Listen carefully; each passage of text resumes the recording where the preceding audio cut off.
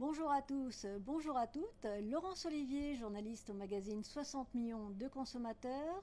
Bienvenue pour notre Facebook Live du jour consacré à l'épargne. Avec nous pour répondre à la question faux placement, vraie arnaque, comment vous protéger, j'ai le plaisir d'accueillir Florence Corne de l'Autorité des marchés financiers. Bonjour Florence. Bonjour Laurence, bonjour à tous. Alors, je vous rappelle le principe de notre live. Vous nous posez vos questions et nous vous répondons. Mais sans attendre, Florence, j'ai une première question pour vous. De quoi parle-t-on lorsque l'on dit arnaque au placement ? Eh bien, une arnaque au placement, c'est une proposition d'investissement fictive dans laquelle en fait votre argent ne sera pas investi, il sera empoché par l'escroc et vous ne le reverrez pas. Et les propositions sont très diverses et très bien faites, ce qui rend l'identification de l'arnaque difficile. Donc en clair, Florence, vous nous dites que l'épargnant, lui, croit placer son argent, mais qu'en réalité, il est victime d'un vol. Alors, est-ce que ce phénomène actuellement est très répandu, Florence ? Oui, les arnaques au placement sont très répandues sur Internet et sur les réseaux sociaux particulièrement. Et les pertes sont également importantes puisque fin 2021, le parquet de Paris avait estimé le préjudice global en France à 500 millions d'euros par an. D'accord, donc c'est énorme, 500 millions d'euros par an, ça c'est à l'échelle nationale, mais à l'échelle individuelle, pour les épargnants, le montant du préjudice moyen s'élève plutôt à combien ? Alors les épargnants qui contactent l'AMF nous font part d'un préjudice moyen déclaré de plusieurs dizaines de milliers d'euros. En moyenne, c'est 25 000 euros sur les cryptos, même 65 000 euros sur des faux placements verts. Donc les montants sont élevés, mais il y a aussi beaucoup de personnes qui se font arnaquer pour des sommes plus modestes. D'accord. Donc quel que soit le montant, quels sont les principaux arguments utilisés par les escrocs ? Bien, les escrocs jouent la carte du rendement attractif, en fait d'un placement qui serait plus rentable que les placements traditionnels. Et ils vont vous proposer certains types de placements qu'ils vont privilégier. Alors en ce moment, on a beaucoup les cryptoactifs, mais ça peut être aussi le forex ou des faux placements verts, et en fait, ou d'autres placements atypiques. Et en fait, ils savent surfer sur les tendances et se renouveler. Oui. C'est vrai qu'on l'a vu par le passé, hein, par exemple quand l'or ou le bitcoin s'envolent et font la une du journal télévisé, en général, assez rapidement, on voit fleurir des arnaques sur ce type d'actifs. Mais concrètement, comment procèdent les escrocs pour attirer les épargnants dans leur filet ? Donc ils vont vous proposer le plus souvent un placement qui rapporte beaucoup et sans risque. Donc par exemple, ils vont vous proposer un placement en cryptoactif qui va rapporter 10% par an garanti. Ou encore un faux placement vert sur les éco-parkings, l'hydrogène ou encore les énergies renouvelables, en s'appuyant sur l'intérêt des épargnants pour la protection de l'environnement. Et là aussi, vont mettre en avant un rendement élevé garanti. Est-ce que vous pouvez nous donner un exemple de technique employée par les escrocs ? Alors, ils peuvent par exemple vous proposer des formations en ligne pour que vous compreniez mieux, que ce soit plus facile d'investir, donc pour vous aider à investir en cryptoactifs ou à faire du trading. Mais en fait, on ne devient pas trader en quelques heures, ça prend beaucoup plus de temps, c'est un vrai métier, et l'investissement en cryptoactifs et le trading, c'est quand même quelque chose de très complexe et de risqué. Je crois qu'on a aussi assisté ces dernières années au développement, même à l'explosion, des usurpations d'identité de sociétés reconnues, voire de banques. Ça fonctionne comment ? Donc en fait, les escrocs, ils vont se faire passer pour des sociétés déjà autorisées, mais qui, pour la plupart du temps d'ailleurs, ne proposent pas le placement que eux vont mettre en avant, et ils vont reproduire leur site internet, leur logo ou même leurs documents commerciaux. Et surtout, ils vont insister pour que vous vérifiez leur présence sur les registres officiels pour vous prouver leur supposée bonne foi. Et puis, ils n'hésitent pas aussi à utiliser les logos d'autorités publiques françaises ou étrangères pour se montrer vraiment dignes de confiance. D'accord, donc il faut quand même se méfier, y compris les officiels, mais est-ce qu'il y a certains placements dont il faut se méfier plus que d'autres aussi ? Alors, actuellement, les deux types de placements frauduleux les plus fréquents portent d'une part sur les cryptoactifs et d'autre part sur les usurpations d'identité. Mais plus globalement, il faut se méfier de toutes les offres trop belles pour être vraies. D'accord. Parce que dans l'esprit des épargnants, la plupart du temps, enfin dans mon esprit par exemple, je me dis si je reste cantonné à un placement classique, à un livret bancaire, à un produit d'assurance vie, à un PEA, je me dis que je suis à l'abri des mauvaises surprises. Est-ce que c'est vrai? Eh bien, pas toujours, parce qu'il y a aussi beaucoup d'offres de faux livrets d'épargne, ou encore des fausses SCPI, un placement qu'on peut loger dans un PEA ou dans une assurance vie.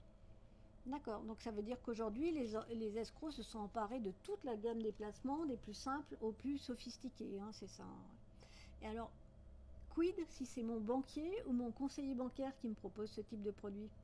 Il faut vous assurer qu'il s'agit bien de lui et non d'un escroc qui aurait usurpé son identité, car attention, il y a aussi une recrudescence des arnaques aux faux conseillers. D'accord. Alors, faux site, faux conseiller, faux placement, est-ce qu'il y a un point commun, un fil rouge entre toutes ces arnaques? C'est la promesse de gains irréalistes avec des rendements trop beaux pour être vrais. Et quand on estime que les placements traditionnels rapportent peu, la tentation peut être grande d'aller chercher des solutions plus rentables. Et les escrocs le savent, ils s'appuient dessus pour vous attirer sur Internet et les réseaux sociaux. Justement, vous parlez d'Internet et des réseaux sociaux. Est-ce que vous pouvez nous décrire le mode opératoire des escrocs sur Internet? Une fois qu'ils vous ont attiré, soit sur Internet, soit directement sur un réseau social, ils vont en fait vous orienter vers un site Internet, leur site Internet, qui est bien sûr un site complètement fictif, mais d'apparence très professionnelle. Et en fait, sur ce site, vous allez trouver un formulaire de contact à compléter pour pouvoir en savoir plus sur le placement. Comme ça, l'escroc, une fois qu'il aura récupéré vos coordonnées, il pourra facilement vous contacter par mail ou bien par téléphone, et il va alors vous mettre en confiance pour investir. Donc si on vous propose de remplir un formulaire pour avoir des informations sur un placement, il faut se méfier. D'accord, donc on se méfie et on ne communique pas ses coordonnées sur un formulaire ou sur toute autre demande, parce que là, si j'ai bien compris, à partir du moment où l'escroc détient nos coordonnées, le piège se referme sur nous, c'est bien ça? Oui, tout à fait, parce que l'escroc donc va vous mettre en confiance, il va vous inciter à faire un premier versement et vous allez réaliser de premiers gains. Et bien sûr, il va souvent vous inciter à faire un premier versement modeste. Donc, comme vous réalisez des premiers gains, vous êtes content et puis vous pouvez aussi tenter d'effectuer un retrait. Si vous voulez effectuer ce retrait, bien sûr, ça sera possible.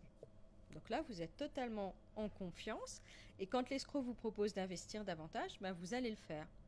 Et une fois que vous aurez suffisamment investi, vos demandes de retrait deviendront à ce moment impossibles. Elles vous seront refusées pour diverses raisons. Et en fait, votre interlocuteur, il va finir par devenir injoignable. Il sera parti avec votre argent. Mais le piège se referme sur nous. Alors, quelle parade, quel conseil donner aux épargnants? Ne donnez jamais vos coordonnées sur Internet. De la même manière qu'en fait, vous ne les donneriez pas à un inconnu dans la rue. D'accord. Alors le problème, c'est souvent les gens pensent que ça n'arrive qu'aux autres, que ça ne peut pas leur arriver. Est-ce qu'on a un profil type de la victime des arnaques au placement? Malheureusement, tout le monde est concerné et le profil des victimes est très divers. Et on avait mené une étude en 2021 sur les arnaques où on avait interrogé un échantillon représentatif de la population française. Et 61% des Français avaient déjà été exposés aux arnaques financières. Donc déjà, c'est considérable. Et 64% pensaient également qu'il existait des placements non risqués plus rentables que les livrets d'épargne. Grosse erreur. En même temps, c'est vrai qu'à chaque fois qu'on mène des enquêtes à 60 millions de consommateurs, on est toujours surpris de découvrir vraiment que ça représente tous les Français. On a aussi bien des victimes qui sont au RSA ou au chômage et qui vont parfois emprunter pour investir dans des faux placements, que des employés, des enseignants, des médecins, voire parfois même des conseillers en gestion de patrimoine. Mais en même temps, il faut bien reconnaître qu'aujourd'hui, les techniques des escrocs sont rodées et particulièrement redoutables. Est-ce que justement, vous pouvez nous en dire plus sur les procédés utilisés? Comme je l'ai indiqué, ils vont vous mettre en confiance et c'est là qu'ils sont redoutables. En fait, ce sont de vrais experts de la manipulation et une fois qu'ils sont rentrés en contact avec vous, ils savent vraiment se montrer très persuasifs. Et on voit aussi l'évolution ou l'adaptation des techniques. Depuis le début de l'année, par exemple, on a eu des sortes de deepfakes avec des fausses interviews de célébrités. Élise Lucet, Jamel Debbouze, qui soi-disant ont fait la promotion de sites de crypto. Ça consiste en quoi ces arnaques? En fait, les escrocs, ils usurpent aussi l'identité de personnalités publiques ou de journaux ou de chaînes d'information renommées. Et ils vont créer de faux sites internet, de faux comptes sur les réseaux sociaux, sur lesquels ils vont diffuser de faux articles, de fausses déclarations, où ils utilisent aussi des images truquées d'émissions de télévision. Et en fait, ils vont faire donc des articles ou des émissions qui impliquent des personnalités qui auraient dévoilé par erreur au cours d'une émission leur soi-disant secret pour faire beaucoup d'argent. Et les médias et les autorités chercheraient à cacher cette déclaration compromettante en coupant les images. Et en réalité, en fait, ces articles et ces sites vont vous diriger vers des placements qui sont de pures arnaques. Donc méfiez-vous vraiment de tous ces types de sites et d'articles. Et a priori, de telles célébrités ne s'engageraient pas à faire la promotion de ces produits. Alors justement, face au danger, à l'ampleur du phénomène, on comprend bien, ils sont quand même très très forts les escrocs dans ce domaine. Quels sont les bons réflexes à adopter pour éviter de tomber dans le panneau? Déjà, il faut être très prudent, se méfier des promesses trop belles pour être vraies, comme je l'ai dit tout à l'heure. Il faut surtout ne pas se précipiter, poser des questions aussi à son interlocuteur, prendre le temps de la réflexion et faire des vérifications. Et puis, si vous êtes contacté par une personne que vous ne connaissez pas et qui vous propose un placement miracle, il ne faut pas donner suite à ces sollicitations. Et puis surtout, il ne faut jamais verser de sommes d'argent, ne pas donner non plus son numéro de carte bancaire et ne rien signer tant qu'on n'est pas sûr qu'il ne s'agit pas d'une arnaque. Est-ce qu'il y a certains signaux d'alarme qui doivent nous mettre la puce à l'oreille?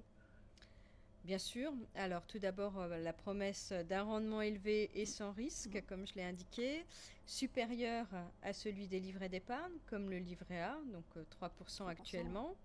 Ça peut être aussi les messages tels que gagner de l'argent facilement, 1000 euros en 1 heure, mais aussi une offre qui est réservée à quelques privilégiés, à saisir sans attendre et proposée par une personne que vous ne connaissez pas, mais particulièrement sympathique.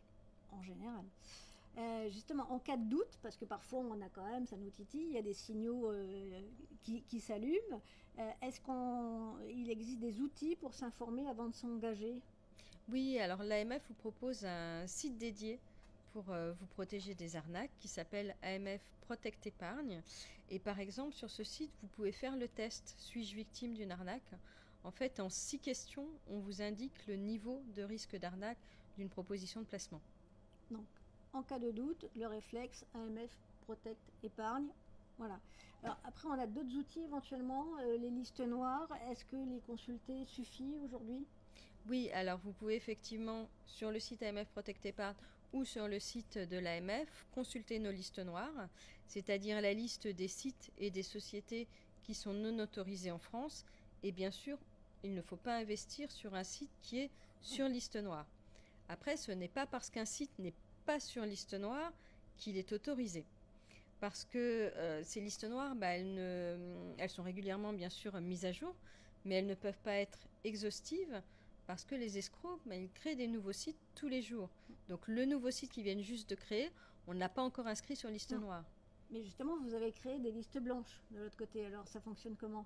Alors oui, à contrario, les listes blanches, elles vont comporter les sites et les offres qui sont autorisées. Mais c'est sur ces listes blanches que vont s'appuyer les usurpateurs d'identité pour vous arnaquer et vous faire croire qu'ils ont toutes les autorisations. Donc il faut bien vérifier que tout est identique entre le site ou la société autorisée et ce qu'il y a sur les listes blanches, ce qui n'est pas toujours évident. D'accord.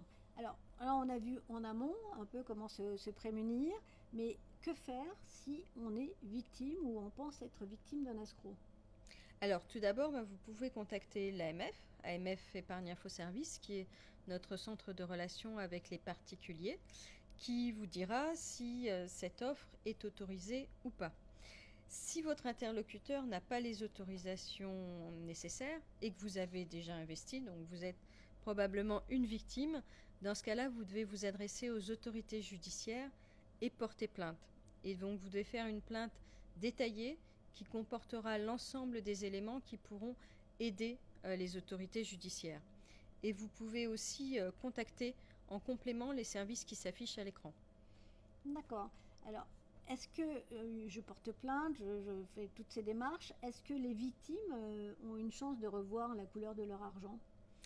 Malheureusement, il est très difficile de récupérer les sommes volées dans le cadre d'une arnaque au placement financier parce que bien souvent les escrocs sont basés à l'étranger.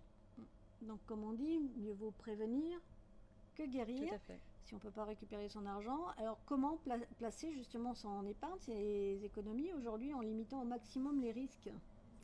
Déjà, ce qui est important, c'est de se constituer et de conserver une épargne de précaution en la mettant sur un placement sans risque et disponible comme un livret d'épargne. Une fois qu'on a constitué cette épargne, on peut alors investir sur une durée plus longue pour réaliser ses projets. Et donc, si vous avez du temps devant vous, suffisamment, au moins 10 ans, vous pouvez placer une partie de cette épargne sur les marchés financiers, mais en la diversifiant, c'est-à-dire en l'investissant sur des secteurs et des zones géographiques différentes. Parce que comme on dit, il ne faut pas mettre tous ses œufs dans le même panier, et encore moins dans un placement miracle, parce que dans ce cas-là, on risque de perdre toutes ses économies en tombant sur une arnaque. Oui, parce que la règle, qu'on soit dans un cas de figure de fraude, d'arnaque ou pas, c'est toujours on recommande jamais plus de 5 à 10% de ses avoirs sur un produit à risque. Et encore, on ne place que de l'argent dont on est sûr de ne pas avoir besoin à court ou moyen terme, voire qu'on est prêt à perdre. Alors maintenant que l'on y voit plus clair, Florence, grâce à vous, place aux questions des internautes. Alors pendant qu'on discutait, on échangeait, j'ai vu des questions arriver, par exemple celle de Léo qui nous dit qu'il a reçu un SMS qui l'alerte, une transaction était en cours pour vider son portefeuille de crypto. Il pense que cela peut provenir d'un escroc.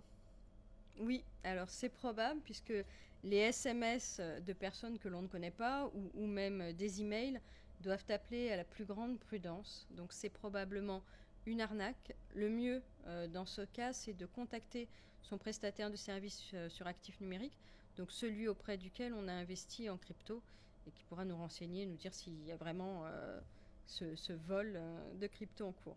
Aller à la source toujours Oui. Pour chercher l'information et la recouper. Corentin, lui, nous écrit, il a investi sur une plateforme très connue dont il s'est avéré que l'identité avait été usurpée. Justement, on en parlait. Il se demande comment reconnaître à l'avenir ce type d'arnaque. Un conseil pour lui, Florence ?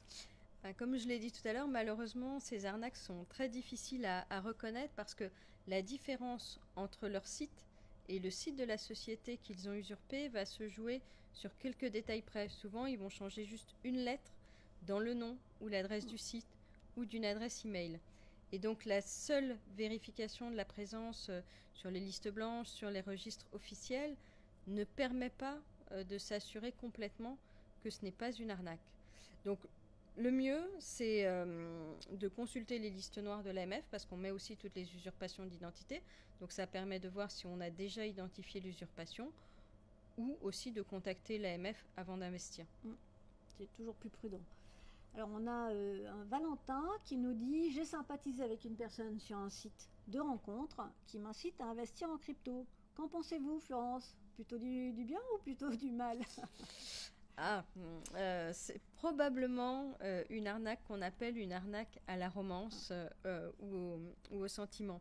Parce que comme je l'ai indiqué, en fait, les escrocs vont chercher à vous mettre en confiance. Et donc, ça peut passer par un rapprochement affectif via des sites de rencontres ou encore un réseau social, une messagerie privée. Et puis, vous avez le profil de l'escroc qui apparaît crédible, donc vous ne vous méfiez pas. Et puis, vous allez échanger des messages anodins au début, comme vous le feriez avec n'importe quelle personne dans ce genre de situation. C'est anodin au début, et puis après, ça se corse, ça se passe comment ? En fait, après, vous allez remarquer deux choses. Déjà, la personne va toujours annuler au dernier moment vos rendez-vous ou trouver systématiquement des excuses pour ne pas vous rencontrer en vrai, voire même elle n'acceptera pas de vous montrer son visage lors d'un appel vidéo par exemple. Donc ça c'est quand même déjà un peu mystérieux. On ne voit pas cette personne et on n'arrive pas à la rencontrer en chair et en os. Et puis va arriver un moment, une fois que vous aurez bien noué une relation, où elle va vous évoquer un placement particulièrement lucratif qu'elle aurait fait, et elle va vous proposer d'en bénéficier aussi. Mais méfiance, hein, si vous suivez ses conseils, vous allez vraiment tomber dans une arnaque bien ficelée, donc il ne faut pas donner suite. Et on double une arnaque sentimentale avec un trauma psychologique outre un trauma financier. Donc, on prend une autre question. Alors, on a un Dominique O qui suit un influenceur qui vient de dévoiler le secret de sa fortune. Alors, comment savoir si c'est sérieux, Florence ? Ah, les réseaux sociaux avec des voitures de luxe, des maisons avec une belle piscine, des gains rapides et faciles sans travailler. Il faut toujours se méfier de ce que l'on voit sur les réseaux sociaux et ne pas oublier que ce qui est partagé peut être faux, retouché, trompeur. Donc il faut se demander déjà si ce n'est pas un témoignage désintéressé ou au contraire une publicité déguisée, parce que c'est pas toujours précisé en fait par les influenceurs. Et puis en fait leur intérêt il peut être de vous pousser à l'investissement pour toucher une commission sur les sommes placées, voire parfois même dans certains cas juste de récupérer la totalité de votre argent, même s'ils ne vous parlent pas forcément d'investissement au tout début. Donc il faut vraiment se méfier parce qu'il y a quand même beaucoup d'arnaques sur les réseaux sociaux. Et puis, il y a aussi des influenceurs qui peuvent être peu vigilants et faire la promotion de plateformes frauduleuses. Ouais. Alors, une question très différente d'Ingrid qui nous dit « Une société me propose de l'aide pour récupérer un compte à mon nom retrouvé sur la blockchain. » Donc, on suppose qu'il s'agit de crypto. Est-ce une pratique utilisée par les escrocs ? Elle s'interroge. Déjà, il faut effectivement se méfier de tout contact non sollicité d'une personne ou d'une société que vous ne connaissez pas. Je pense que c'est probablement une arnaque. En fait, vous avez souvent des personnes qui vont ainsi essayer déjà d'obtenir davantage d'informations personnelles vous concernant, et puis ensuite elles vont vous proposer leur aide en échange d'honoraires ou de taxes. Donc il faut vraiment se méfier de ce type de proposition. D'ailleurs, vous faites bien d'en parler parce qu'on a la question de Samuel qui va vous intéresser au premier plan, parce qu'il parle de l'AMF, donc de l'autorité des marchés financiers, il dit l'AMF me demande de payer une taxe pour récupérer mon investissement en cryptoactifs. Faites-vous ce genre de choses à l'AMF, Florence ? Alors, l'AMF ni aucune autre autorité publique ne propose de services de recouvrement de fonds, que ce soit en cryptoactifs ou sur d'autres types d'investissements. Donc vraiment, aucun service de recouvrement de fonds. Et si quelqu'un vous appelle en se faisant passer pour l'AMF, c'est un escroc. L'AMF ne va pas appeler les épargnants comme cela. Et d'ailleurs, l'AMF est usurpée régulièrement, son identité est usurpée régulièrement, et même l'identité de ses collaborateurs. Et j'ai moi-même été usurpée récemment. Et par ailleurs, il faut savoir aussi que l'AMF ne perçoit pas de taxes sur les placements des investisseurs. Mais est-ce qu'il ne peut pas s'agir, au cours d'enquête, on a déjà identifié 60 millions de consommateurs, ce qu'on appelle l'arnaque dans l'arnaque.